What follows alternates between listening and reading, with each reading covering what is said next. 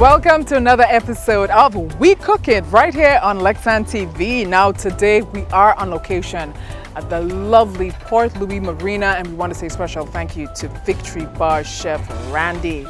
Today we are going to be featuring Mr. Timmy Peters. Timmy is the senior specialist of wines at Brighton and Miners Limited, and he's going to take us to school on understanding the basics of wines. It's going to be quite educational and exciting at the same time. You don't want to miss this episode right here of We Cooking.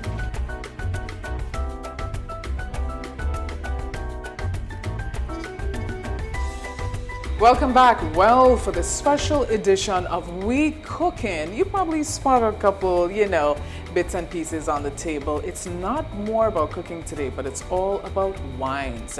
And this segment is brought to you by the good folks at Brighton and Miners Limited. I have a gentleman with me. Let me tell you something. I don't think he likes me calling him a wine connoisseur, but hey, he is a specialist. I have joining me today to give us a little history lesson about wines is Mr. Timmy Peters. Now, Mr. Peters is the senior brand manager specializing in wines at Brighton and Miners Limited. Timmy, how are you doing? Good, girl. You're finally making it, boy. Yes. Long overdue, long overdue. Long overdue, and we're talking about my favorite beverage. Hello. Grape juice in a bottle. Grape juice in a bottle. But a little more complex. Yes. Timmy, welcome to Lexan TV, and thank you so much for joining us here. I want to say a special thank you before we move on even further to the management and staff of Victory Bar at Port Louis Marina. So Timmy, let us get down to business. Before we dive into all the nitty-gritties about wine, you're gonna take us to school today. It's about, taste and flavor and the do's and the don'ts. I must ask you, why did you get involved in this specific field? Because I know this, it doesn't just start here with you. I understand that you really truly have a passion for wines. What attracted you to this? Curiosity. So, going back to my early childhood days, your parents would have that secret cupboard where they store their liquor and their wines. And, having had a grape for the first time and understanding that wines come from grapes, took a taste of the grape, it's sweet, and then I saw the wine in the cupboard, and I'm like, well, this has to taste good. But of course, at that age, you're not allowed to drink. So, when they're not around, I would open the cupboard, find the key first of all, and take a little capful. No, Timmy. So the wine in those days, it was Ruby Rich. Oh yeah, I remember that those. Sweet red that they poured on the ham, they had in the black cake, and it tasted good. I'm like, wow, this is wine. It's sweet, it's palatable. Yeah. And then the curiosity just went on from there. And I remember there was a period in Grenada where Carl Rossi, I don't know if you guys remember that wine in the big bottle, the Burgundy, the Chablis, the Blush, that was out. So that wine time happened then, and I was even more fascinated with wines. The period changed as with everything else, and then you jumped into spirits and you forgot about wines. And then I think it was 2005 or 6, whenever it was the Food Network came on television, I know they would have some segments with Bobby Flay when he's doing his backyard barbecue, and he would pair stuff with wines and do sangrias. Then the interest came back again. Fast forward 3 years, Moscato's on the scene, sweet whites, and that's when I said, you know what? This is getting interesting. Yeah, and you went for it. The rest is history. The rest is history, and you're here today to give us a little bit of, a little bit more knowledge. Listen, I know Grenadians love rum, but I know Grenadians love wines as well. So, firstly, when it comes to wines, Timmy, tell us firstly about the types of wines. I know we have red, you hear white, you hear rosé. What are the basic differences? So, before we get into the colors, there are two types of wines. There's still wine and there's sparkling wine. So your sparklings are your Prosecco's, your champagne. Your still is what you find every day in restaurants, in your supermarket. Yes, there's a sparkling section. Going down to the colors, you have white wines, you have rosés, and you have reds. Breaking down the whites, you have light whites and you have heavy whites. A lot of people didn't know that there are heavy whites. The heaviest white wine there is Chardonnay, right? It's heavy oaked. It's actually aged in oak barrels versus a Pinot Grigio, an Albarino, or a Sauvignon Blanc, which is not aged in a barrel. They're done in metallic vats. So it doesn't pick up any heavy flavor. If you look at a bottle of Chardonnay, it's darker versus the other whites. Because I'm looking at those right there in the bucket, and I can tell there's some sort of variances in the yeah. Nice. And then you get into the rosés, light, dry, crisp, perfect for hot weather, easy to drink. And then there's a spin-off of rosés. It's a Zinfandel, a white Zinfandel, right, which is sweet, appeals to the Caribbean palate. Just some quick history on white Zinfandel. It's from a Zinfandel grape which they use to make a bold red wine. It's just when the wine is pressed, it's decanted right after, so it doesn't pick up a lot of the red color as it would in a bold red wine. And then there's sparkling. Fun time, anytime, all the time. Wow. That's pretty interesting stuff. You have my cameraman like this. Ooh, that's interesting. Now, let's talk about the flavors. The taste. So, in my very early diving into wines, you would read the label and you see things like hints of strawberry, chocolate, licorice. So, in my ignorance, I actually thought when making the wine while in the barrel, they would add these fruit or flavor enhancers to it, which is not the case. So imagine this. Let me give you a simple example. If I'm growing bananas in, let's say, La Digue, and I'm growing bananas in the south of the island, the taste profile of the fruit will be totally different. One will pick up more of the flavor of what's in the soil, if it's acid, if it's sweet, volcanic. So the same thing applies to the flavors in wine. Now every grape has its own flavor profile locked into it that is released when the yeast is added to the barrel. That's where the flavors come from, together with where it's planted and the soil composition and the climate. So you have cool climate, warm climate, hot climate. All of this brings out the flavor profiles in wines. That's it. Woo. Nothing is added in the barrel. Wow. Yeah, because there's some, without jumping in, I know I've spotted little, literature here and there also about spicy flavors. Now, some of the spicy flavors are picked up in the barrel. So they use oak barrels, and you have barrels from France, Hungary, the US. So again, a tree growing in the forest, it will pick up the flavors from whatever is in the soil. I mean, if there's fruit around and it falls and it rots, it gets into the soil. This is how deep winemaking goes. They make the barrels and toast the barrels. So that actually brings out the flavor of the oak. So imagine the wine going in there, sitting for months, sometimes years. It extracts everything from nature. In that one bottle. In that one bottle. Wow. And then there's the taste. You've got sweet, you've got dry. I have to confess, I'm not exactly a fan of dry, and I'm not a fan of sweet. So what comes in between? Demi-sec. Demi-sec. And I'm using that example from the sparkling side. So just to get in really quickly with sparkling wines and understanding the labels on sparkling wines, there are 4 to 5 different definitions on a sparkling wine bottle.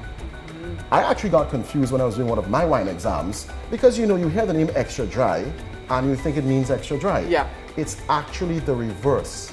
So there is a sparkling chart that starts extra brut, which is as dry as it gets. You get the tingles here, and then you have brut, which we see in the regular supermarket and most restaurants you go to. Right after that, we come down to extra dry.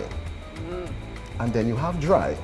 Then you have demi-sec, which is a bit of sweet, a little bit of dry. And then you have what they call cuvee or dulce, which is sweet. And the simple explanation is one has more residual sugar in it than the other. Turn the back of the bottle and you will see the percentage. Extra dry has more residual sugar than brut. So it's not what the name says, extra dry. Don't ask me why they did it that way, but. So if I'm looking for my bottle of wine in the supermarket, I have to look for? Sparkling, that is. For you, I would recommend, you can try a dry or a demi-sec. That will fit your taste profile. Nice. Yeah. Very nice. There must be some do's and don'ts when it comes to wines, Jimmy. I mean, people probably don't even think about it, but if you can, give us a couple examples of what you can and cannot do when you're thinking about wines, whether it's storage, whether it's drinking, anything of that sort. It's actually, well, storage is a big thing. Yeah. Wine does not like heat, especially whites, because most of the whites are in clear bottles, so heat and sunlight will affect the wine. It will start another set of fermenting and it'll actually break it down and it'll taste like vinegar. With your reds, you want not a hot place or a cold place, but someplace cool. If you can get one of those racks to keep it at an angle, better yet. But you know, we have screw caps now for the reds, so you know you don't need to go down that route in having like a wine rack. And another thing too, when you open a bottle of wine, don't leave it in your fridge for weeks. You know, depending on the wine, the red, the white, the rosé, if it's corked, if it's screw cap, 3, maybe 5 days. With cork is a living organism and it allows air and aromas to come through. So imagine you open a really nice bottle of red, it comes with a cork, you put it in the fridge. 3-4 days after you open it, you're tasting onions, you're tasting what you have in the fridge, in the wine. Yes, Yeah, yes. bottle's no good. Yes. So storage it's key when buying wines. I mean, don't buy a lot if you're not planning to drink it. Yeah. Can I just say for the record, it's not gonna last 5 minutes at my house. I'm just joking. I am in no way an alcoholic, folks. No, I'm not promoting that at all. But that's fantastic.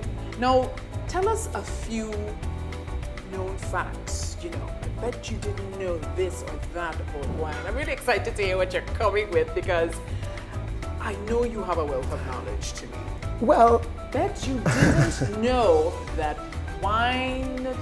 Timmy will continue. bet you didn't know that champagne is a blended wine. A lot of people didn't know that. Champagne is actually made from 2 to 3 grapes. Pinot Noir, Pinot Meunier, and Chardonnay. Those grapes are grown in France to make champagne. And well, most people know this, but just for those of you who don't know, champagne can only be produced and called champagne in the Champagne region in France. Everything else is sparkling wine. And if you move over to Italy, it's the same. Prosecco, which is another sparkling wine, its origin is Italy. Wow. So that's all did you know about sparkling wine. That you didn't know. Now, if you, to me, I'm gonna get a little. If you had to recommend a favorite, or based on or even based on your profession, you might have witnessed this. I mean, what do women tend to, you know, maybe lean a little more towards? It depends on the mood, the time of day, but without those factors, a sweet rosé. A white Zinfandel, nice and cold. It's easy to drink, relaxing, hard day from work. You don't want anything heavy, you don't want spirits, you just want an easy bottle that you can open and drink. A white Zinfandel. Most women will go for a white Zinfandel. Or a good Moscato, one that's not on the very sweet side, maybe it has a bit of fizz in it. Or a sparkling Moscato or sparkling rosé. Either or. If you, Timmy, were to be named after a bottle of your favorite wine, sir, what wine would that be? I hope I'm not going to put you in trouble. No. I would say I am a red blend. Really? Yes, I really do enjoy red blends because you get quite a few varietals in one bottle. So if you like Merlot, if you like Zinfandel, if you like Syrah, if you like Malbec, and you like Cabernet Sauvignon, you get all of that in a big red blend, which has been around for a while. Red blends actually came on scene, I would say maybe 6-7 years ago, out of California, some out of Australia. But red blends were actually going on centuries ago, coming out of France, Bordeaux, which is the, where Cabernet Sauvignon and Merlot originated from. So the French, they've been blending wines for a very long time. Old wine producing countries, the New World caught on later on. So yes, I'm a red blend. You're a red blend.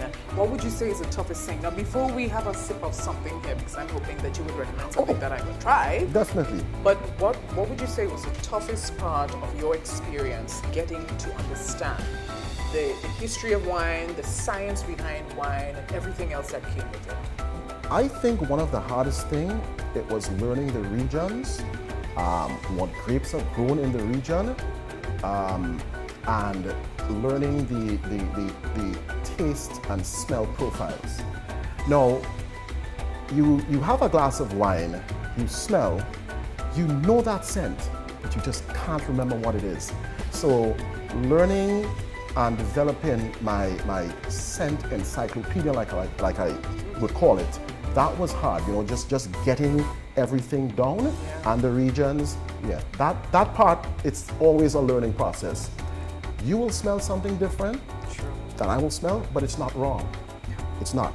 It's just what you identify that smell to be. It reminds me of a film I saw on Netflix. I bet you saw that film. The bad thing is I cannot remember the name, but it was, essentially it was this young man who just wanted to follow his own dream and passion, trying to find the right career choice, fell in love with, just understanding wine. Would it be Sour Grapes by any chance? Probably. I can't. The name just eludes me now. I cannot remember, but I have a feeling that you've watched that about 5 times. Oh yeah. I am everything on Netflix wine related. I love to look at it. I mean, there's a program called Somm. Somm? Yes, you should check that out. I mean, these guys study for the coveted Master Sommelier program, and if you think I know wines, these guys are wine gods. You can blind pour a glass of wine for them, and they can tell you where it's from, the type of soil, the vintage, the year, without seeing the bottle. But I mean, this is living, eating, breathing wine when you wake till you go to bed. And it's a lot of studying, but it's a coveted title, and there are not many persons. Master Somm. Yeah. Master Somm. Yeah, I'm gonna look that up. So, what would you recommend, sir? What do you feel like? Do you want something sweet? You want something with some vanilla notes? Vanilla sounds good. Right. So I would recommend California Chardonnay. Yes. Lightly oaked. Canyon Road. Screw cap. Screw cap. Your glass, madame. Next one. See, now that's the next thing. You've probably seen that there are many different types and shapes of wine glasses. Tall, short, fat, skinny. Although there are almost countless shapes, the idea behind each is exactly the same. So you really don't need a different glass for each varietal of wine. However, knowing a bit about which wine works best in each glass could help you get the most out of every bottle. All good wine glasses should have a tulip shape, with a base wider than the rim. This allows the wine to aerate and for the aromas to collect in the glass. When it comes to which shape of glass to use, you only need to remember a few. For champagne and sparkling wine, a slightly wider glass is often better than the flute. Using a wider glass allows aromas and tastes to fully reveal themselves. For white wine and rosé, a slim glass is perfect. However, more delicate and aromatic whites can be served in a wider glass. For light-bodied reds like Pinot Noir, a wide bowl helps you appreciate the delicate aromas. With full-bodied reds, a large, sturdy glass enhances bolder varieties like Shiraz and Cabernet Sauvignon. And for sweet wines, it's perfect to use a smaller bowled glass, as they are usually served in smaller quantities. Different glasses can definitely help you maximise great wines, but it's most important to enjoy what you're drinking no matter what. Next time you open a bottle of wine, try smelling and tasting out of different glasses to see if you can tell the difference. Folks, there's lots more to come with this feature, I can promise you that. So you see the color, Yep. the hue? Yeah, It's a golden color very nice. versus the other whites, like your Pinot Grigio and Chardonnay, and Sauvignon Blanc, sorry, which is lighter in color. It's Yeah. green. This, fantastic wine. Cheers. Cheers. Cheers, folks. We're here at Victory Bar. We'll be right back after this. Cheers.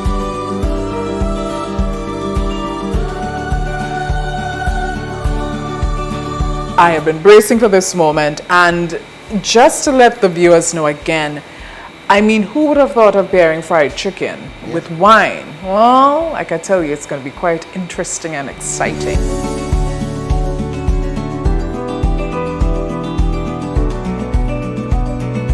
Well, there you have it. Hope you learned a little bit more about wines after today's episode. Don't forget, you can check out Timmy Peters and the Wine Club on Instagram. Thank you so much to the team. Thank you for Brighton Miners, and of course, special thank you to Chef Randy and the management and staff right here at Victory Bar. You should visit them sometime and have some downtime. Until next time, don't forget to click subscribe on our YouTube channel, to click share and like on our Facebook page as well. We'll see you next time. It's Lexan TV, where it's all about life. Take care. Bye-bye.